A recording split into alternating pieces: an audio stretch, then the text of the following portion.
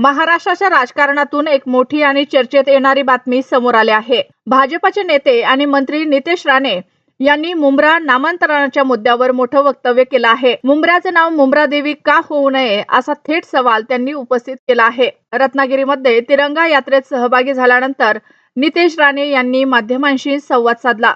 यावेळी त्यांनी मुंब्रा नामांतरणासह जात पडताळणी, प्रशासन आणि विरोधकांच्या भूमिकेवरही जोरदार भाष्य केलं। मुंब्रा या ठाणे जिल्ह्यातील उपनगराचं नाव बदलून मुंब्रा देवी करण्याची चर्चा गेल्या काही काळापासून सुरू आहे। या मुद्द्यावर बोलताना नितेश राणे यांनी या नामांतरणाबाबत लवकरच नाव जाहीर होण्याचे संकेत दिले। नितेश राणे म्हणाले की पहिले आपण सगळे हिंदूच होतो, पुन्हा हिंदूमय करण्याचं काम आम्ही करत आहोत। तसेच इस्लामपूरचं नाव ईश्वरपूर करण्यात आलं, मग मुंब्र्याचं नाव मुंब्रा देवी का होऊ नये असा सवाल त्यांनी केला।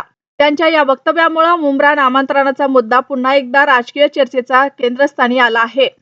आता या मुद्द्यावर विरोधकांकडून काय प्रतिक्रिया येतात हे पाहणं महत्त्वाचं ठरणार आहे। दरम्यान जात पडताळणी प्रमाणपत्राच्या मुद्द्यावरही नितेश राणे यांनी प्रशासनातील काही अधिकाऱ्यांवर गंभीर आरोप केले।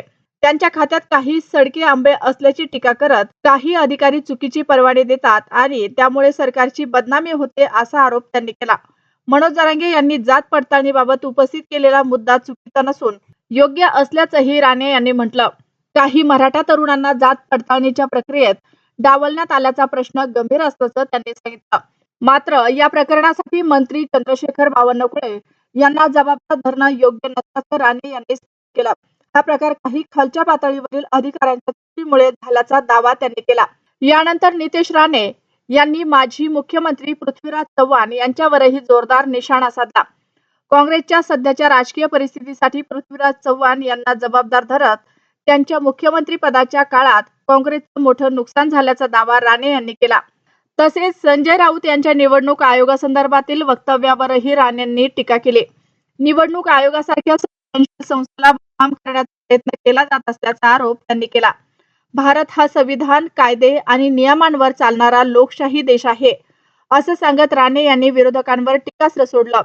एकूणच मुंब्रा नामांतरणापासून जात पडताळणी आणि विरोधकांवरील टीकेपर्यंत नितेश राणे यांच्या वक्तव्यामुळे महाराष्ट्राच्या राजकारणात पुन्हा एकदा चर्चांना उधाण आलं आहे। आता मुंब्र्याच्या नामांतरणाबाबत पुढे नेमका कोणता निर्णय होतो याकडे सर्वांचं लक्ष लागलं आहे।